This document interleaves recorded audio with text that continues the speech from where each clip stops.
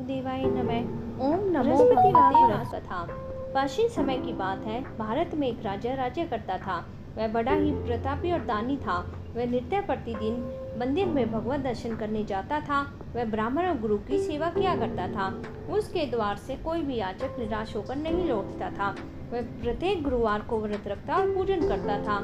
हर दिन गरीबों की सहायता करता था। परंतु ये सब बातें उसकी रानी को अच्छी नहीं लगती थी। वह ना तो व्रत करती और ना ही किसी को भी एक भी पैसा दान में देती थी। वह राजा से भी ऐसा करने को मना किया करती थी। एक समय की बात है कि राजा शिकार खेलने वन को चले गए। घर पे रानी और दासी थी।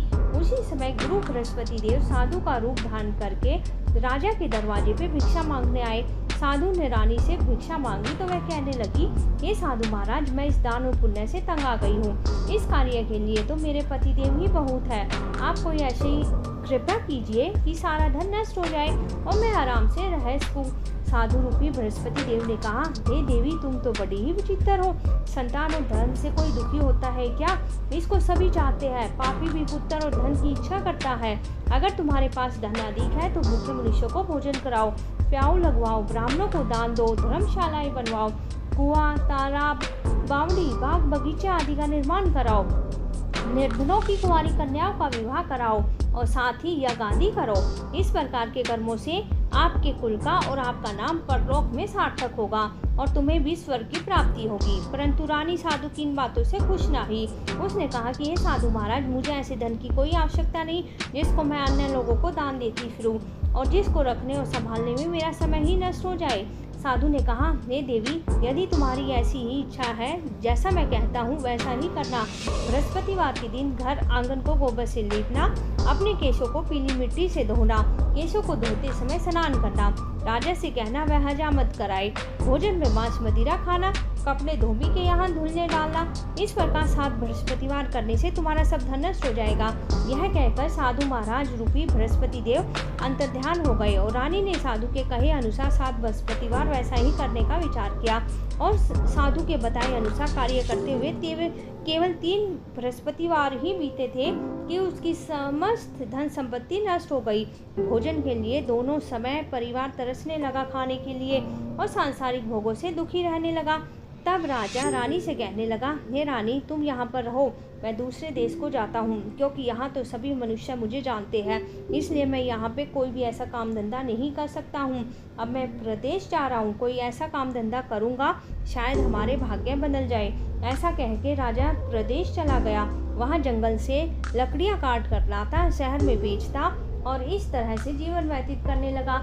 इधर राजा के बिना रानी और दासियां दुखी रहने लगी। किसी दिन भोजन मिलता, किसी दिन जल पी के रह जाती। एक समय रानी और दासी को 7 दिन बिना भोजन के व्यतीत करने पड़े। रानी ने अपनी दासी से कहा, हे दासी, यहाँ पास के ही नगर में मेरी बहन रहती है, बड़ी धनवान है, तू उसके पास जा और वहाँ से 5 सेर पेज मांग के ले आ, कुछ समय के लिए गुजारा हो जाएगा। दासी रानी की बहन के पास गई और रानी की बहन उस समय पूजा कर रही थी। बृहस्पतिवार का दिन था।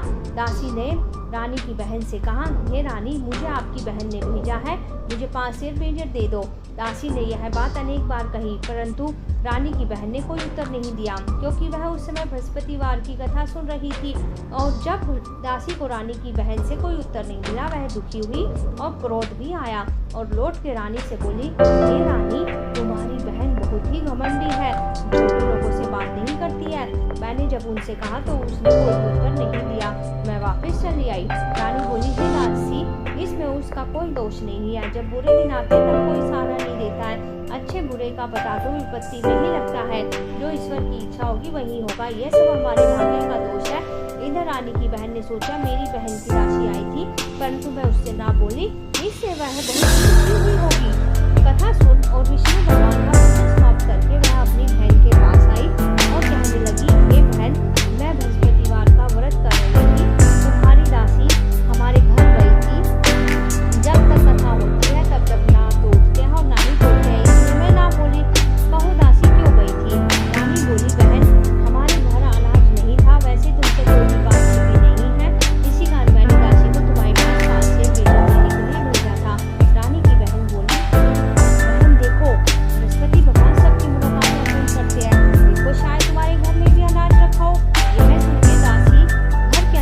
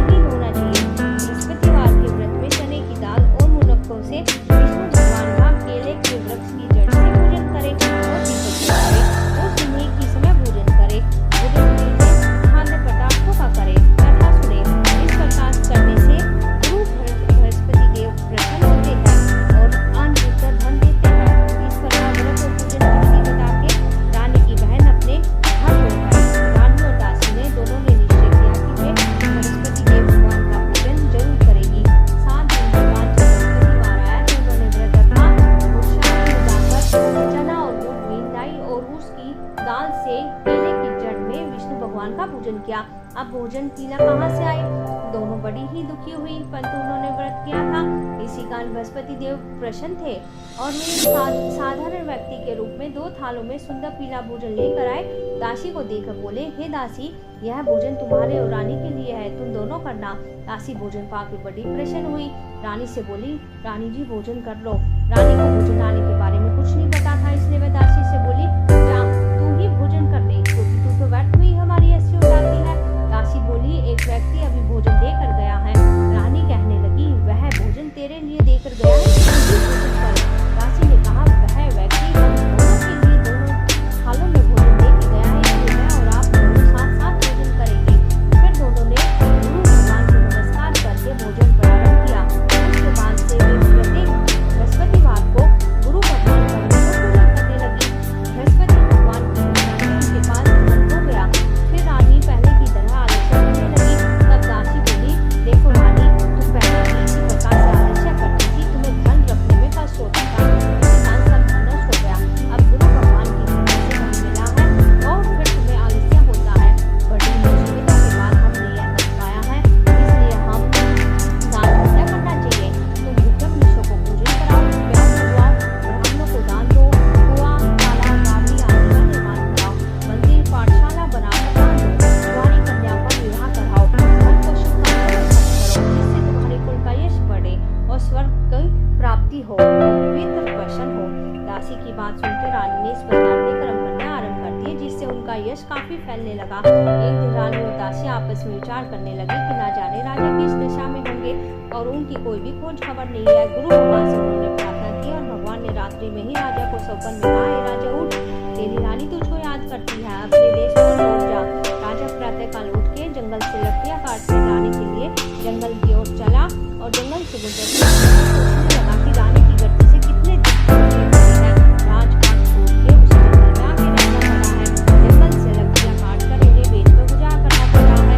उसी समय पे वह जंगल में बृहस्पति देव एक साधु का अनुमान करके आए और राजा के पास आके बोले, तुम इस सुनसान जंगल में किस दिन रहते हो, मुझे बताओ। यह सुन के राजा के नेत्रों में जल भर आया और साधु को वंदना करके बोला, हे प्रभु, आप सब करने वाले हैं। इतना कहकर राजा ने साधु को अपनी संपूर्ण कहानी सुना दी। महात्मा तो स्वभाव से दयालु होते हैं। वे राजा से बोले, हे राजा, तुम्हारी पत्नी ने बृहस्पति देव के लिए अपराध किया, इसी कारण तुम्हारी यह दशा हुई है। लेकिन अब तुम किसी बात की चिंता मत करो, भगवान तुम्हें पहले से भी अधिक धन देंगे, क्योंकि तुम्हारी पत्नी ने बृहस्पतिवार का व्रत करना आरंभ कर दिया है। अब तुम भी बृहस्पतिवार का व्रत करके जल को लोटे में डाल के केले के पत्ते से विष्णु भगवान का पूजन करो। फिर कथा कहो या सुनो, भगवान तुम्हारी सभी मनोकामना को पूर्ण करेंगे। साधु को यह सुनकर राजा बोला, हे प्रभु, मुझे लकड़ियां बेचकर इतना पैसा नहीं बचता जिससे भोजन करने के उपरांत मुझे मैंने रात्रि में ही अपनी रानी को व्याकुल देखा है, लेकिन मेरे पास कोई साधन नहीं है कि मैं समाचार जान सकूं। फिर मैं बृहस्पतिवार की कौन सी बातें कहूं या सुनाऊं? साधु ने कहा, हे राजा, तुम किसी बात की चिंता मत करो। बृहस्पतिवार के दिन रोजाना की तरह लकड़ियां लेकर शहर में जाओ, तुम्हें रोज की लकड़ियां धन प्राप्त होगा, जिससे तुम भले भांति भोजन कर लोगे। बृहस्पतिवार की पूजा पर सामान भी आ जाएगा। बृहस्पति देव की कथा इस प्रकार से है। बाकी कांडे बहुत ही निर्धन था, उसके कोई संतान नहीं थी, वो निरंतर पूजा पाठ करता रहा, परंतु उसकी ना तो स्नान करती और ना ही किसी देवता का पूजन करती। प्रातः काल उठते ही सर्वप्रथम भोजन करती, बाद में कोई अन्य कार्य करती। ब्राह्मण देवता बहुत ही दुखी थे, पत्नी को वो समझाते लेकिन कोई भी परिणाम ना निकलता। भगवान के अनुकंपा से एक समय उस ब्राह्मण की पत्नी गर्भवती हुई। 10वें महीने एक सुंदर कन्या का जन्म हुआ। निर्धन ब्राह्मण कन्या के जन्म से बहुत ही दुखी हुआ। धीरे धीरे ब्राह्मण की कन्या बड़ी होने लगी। बचपन से ही उस कन्या की रुचि भगवान विष्णु की पूजा में थी। प्रातः उठते ही स्नान आदि करके भगवान विष्णु की पूजा करने मंदिर में जाती। बृहस्पतिवार को व्रत करके विधिवत पूजा पाठ करती और पूजा पाठ करने के बाद वह पढ़ने के लिए पाठशाला में जाती थी। घर से चलते हुए हाथ में ले जाती थी और पाठशाला के रास्ते में थोड़े थोड़े गिराती जाती। जब वह पाठशाला से गुजरती तो 2 पीले दाने सोने में बदले हुए मिलते थे। लड़की सभी सोने के दाने 3 के घर दिया करती। एक दिन जब वह सोने के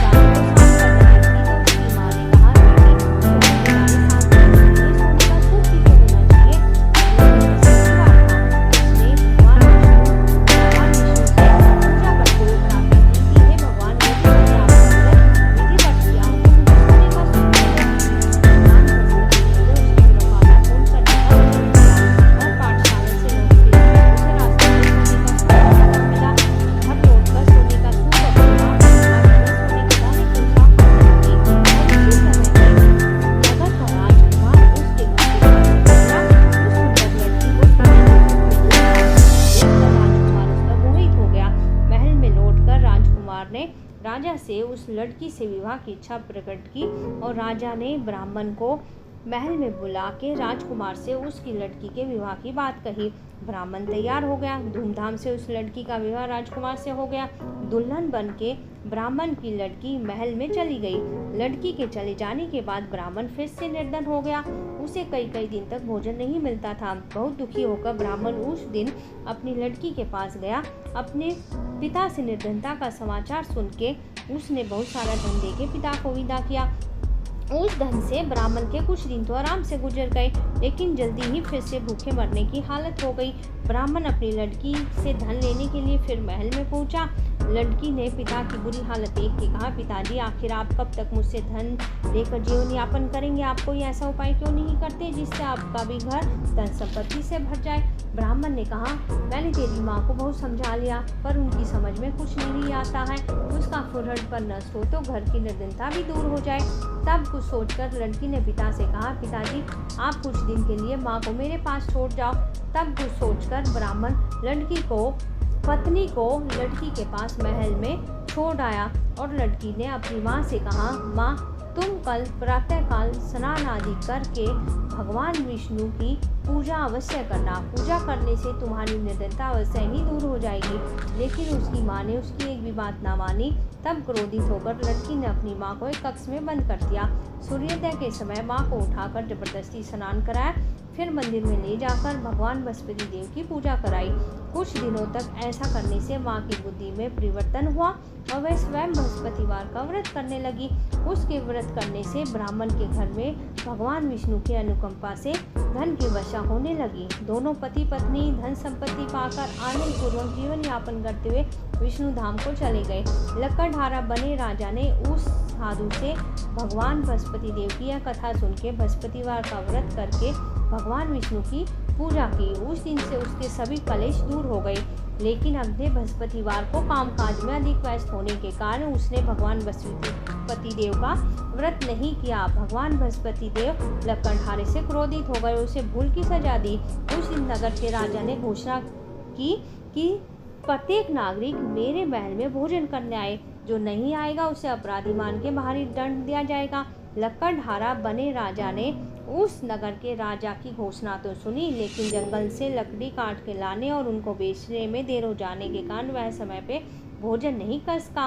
अतः राजा के सैनिक लकड़हारे को पकड़कर महल में ले गए और राजा ने उस महल के कक्ष में बैठाकर भोजन कराया। उस कक्ष में खूंटी पर रानी का सोने का हार लटका हुआ था। लकड़हारा अकेला उस कक्ष में भोजन कर रहा था। तभी उसने आश्चर्यजनक घटना घटते हुए देखी।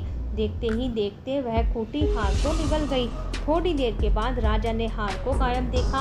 लकड़हारे को कारावास में डलवा दिया। लकड़हारा मन ही मन में अपने भाग्य को कोसने लगा। तभी उस जंगल में मेरे साधु का स्मरण हो आया। थोड़ी देर में भगवान बृहस्पति देव सन्यासी के रूप में उसके सामने प्रकट हुए और कहा, हे लकड़हारे, तूने भगवान बृहस्पति देव की पूजा नहीं की, इसी कारण तुम्हें कष्ट हुआ है। लेकिन अब तुम किसी बात की चिंता मत करो। बृहस्पतिवार के दिन कारागार के दरवाजे पे तुम्हें कुछ पैसे पड़े मिलेंगे। उन पैसों से भगवान बृहस्पति देव का व्रत करके उनकी पूजा करोगे तो तुम्हारे सब दुख नष्ट हो जाएंगे। बृहस्पतिवार के दिन दरवाजे पे पड़े हुए पैसों से चने और गुड़ मंगवा के लकड़हारे ने बृहस्पतिवार की कथा कही और भगवान बृहस्पति देव ने प्रसन्न होकर उस नगर के राजा को सौपन में लकड़हारे को कारागार से मुक्त करने को कहा। सुबह राजा ने अपने कक्ष में आके देखा तो खूंटी पर रानी का हार टंगा हुआ था। राजा ने लकड़हारे को मुक्त कर दिया और उसे धन आभूषण देकर विदा किया। लकड़हारा बना राजा उस नगर से चल के अपने नगर में पहुंचा। उस नगर में कुएं, धर्मशाला, बाग बगीचे देख के बहुत ही प्रसन्न हुआ। राजा ने किसी से पूछा, ये कुएं और धर्मशालाएं किसने बनवाई है? सबने बताया कि ये रानी और दासी ने बनवाई है। राजा महल में पहुंचा तो रानी ने उनका भव्य स्वागत किया और राजा ने निश्चय किया कि सप्ताह में एक बार तो सभी बृहस्पति देव का व्रत और पूजन करते हैं। परंतु मैं प्रतिदिन व्रत किया करूँगा, दिन में 3 बार कथा कहूँगा। अब राजा हंसमय दुशाले में चने की दाल बांधे रहता और दिन में 3 बार बृहस्पति देव की कथा कहता। कुछ दिनों के बाद राजा को अपनी बहन की याद आई। एक दिन घोड़े पे सवार होकर राजा अपनी बहन से मिलने के लिए चल दिया और अभी राजा नगर के बाहर ही पहुंचा था कि उसने देखा कि कुछ लोग एक शव को ले जाते हुए जा रहे थे और राजा को स्मरण हो आया कि आज उसने बृहस्पति देव की पूजा नहीं की है, व्रत कथा नहीं सुनाई है। राजा ने उन लोगों से रोककर कहा, भाइयों, आप शव को ले जाने से पहले मुझसे बृहस्पतिवार की कथा सुन लो। लोगों ने राजा पे क्रोधित होते हुए कहा, तुम पागल तो नहीं हो? लेकिन कुछ बड़े बूढ़ों लोगों ने कहा, अच्छा भाई, साथ साथ चलते चलते तुम अपनी कथा भी सुना लो। राजा ने चलते चलते आधी कथा ही सुनाई थी कि शव हिलने लगा। राजा की कथा पूरी होते ही शव उठकर बैठ गया। लोगों ने हैरानी से दांतों तले उंगली दबाई। अगले बृहस्पतिवार से भगवान बृहस्पति देव का व्रत और कथा सुनने का निश्चय कर दिया। अब घोड़े पे सवार राजा चलते चलते किसान के पास पहुंचा। किसान अपने खेत में हल चला रहा था। राजा ने कहा, अरे भाई, मुझसे बृहस्पतिवार की कथा सुन लो। किसान झुंझुला के बोला, अरे भाई, देख नहीं रहे क्या? जितनी देर में मैं तुम्हारी कथा सुनूंगा उतनी देर में तो पूरे खेत में हल चला लूंगा। राजा निराश होकर चलने लगा। तभी किसान के बैल लटखटा के जमीन पे जा गिरे। किसान के पेट में जोरों का दर्द होने लगा। उस किसान की पत्नी जब खाना लेकर आई तो उसने किसान से इस बारे में पूछा। किसान ने घुड़सवार की पूरी कहानी सुना दी। किसान की पत्नी दौड़ती हुई राजा के पास पहुंच के हाथ जोड़ के बोली, भैया, मैं तुम्हारी कथा सुनने को तैयार हूँ। राजा ने उसके साथ खेत पे पहुंचकर बृहस्पतिवार की कथा सुनाई। तभी बैल उठकर खड़े हो गए। किसान के पेट का दर्द भी तुरंत ठीक हो गया। राजा अपनी बहन के घर पहुंचा तो उसकी बहुत ही आवभगत हुई। अगले दिन सुबह उठकर राजा ने देखा घर के सभी लोग भोजन कर रहे थे। किसी भूखे को बृहस्पतिवार की कथा सुनाए बिना राजा भोजन नहीं करता था। उसने बहन से कहा कि बहन, क्या तुम्हारे घर में कोई ऐसा व्यक्ति है जिसने अभी तक भोजन ना किया हो? उसकी बहन बोली, भैया, हमारे घर में तो क्या, पूरे नगर में भी कोई ऐसा व्यक्ति नहीं मिलेगा जिसने सुबह सुबह भोजन नहीं किया हो। तब राजा ने बहन के घर से निकल के उस नगर में बिना भोजन किए व्यक्ति की तलाश की। एक गंडरिये का बेटा घर में बीमार होने के कारण भूखा रह गया था। राजा ने उसको जाकर बृहस्पतिवार की कथा सुनाई। कथा सुनते सुनते गंडरिये का बेटा बिल्कुल ठीक हो गया। सब ने राजा की बहुत ही प्रशंसा की। एक दिन राजा ने अपनी बहन से कहा, बहन, अब हम अपने घर जाना चाहते हैं, तुम भी हमारे साथ चलो, कुछ दिन रह के लौट आना। राजा की बहन ने अपनी सास से पूछा तो सास ने ताने देते हुए कहा, बहू, चली जा, लेकिन अकेली जाना, मेरे पोतों को साथ मत लेके जाना। तुम्हारे भाई के कोई औलाद नहीं है, कहीं तुम्हारी भाभी मेरे पोते पे कोई जादू टोना ना कर दे। दूसरे कक्ष में बहन की सास की बातें सुनकर राजा दुखी मन से अकेले ही नगर को लौट आया और रानी से राजा ने कहा कि हम यहाँ, हे रानी, हम निसंतान है, इसलिए हमारे घर आना कोई पसंद नहीं करता है। रानी ने राजा को समझाया, हे प्राणनाथ, हमें बृहस्पति देव ने सब कुछ दिया है, अब भगवान बृहस्पति देव हमें संतान भी अवश्य देंगे। बृहस्पतिवार को विधिवत व्रत करके राजा रानी ने भगवान बृहस्पति देव से संतान के लिए प्रार्थना की और कुछ दिन के बाद उन्होंने स्वप्न में दर्शन देते हुए कहा कि हे राजन, तेरी मनोकामना अवश्य ही पूरी होगी। एक सप्ताह के बाद रानी गर्भवती हो गई। 10वें महीने रानी ने एक सुंदर पुत्र को जन्म दिया। राजा रानी जीवन पर्यंत बृहस्पतिवार का व्रत करते रहे और उनके घर में धन की वर्षा होती रही। इस तरह आनंद पूर्वक जीवन यापन करते हुए राजा और रानी भगवान बृहस्पतिवार की अनुकंपा से मोक्ष को प्राप्त करके सीधे वैकुंठ धाम को पहुँच गए। बृहस्पतिवार को विधिवत व्रत करके जो स्त्री पुरुष भगवान विष्णु की पूजा करते हैं, भगवान उनकी सभी मनोकामनाएं पूर्ण करते हैं। बृहस्पतिवार की व्रत कथा समाप्त होती है। धन्यवाद।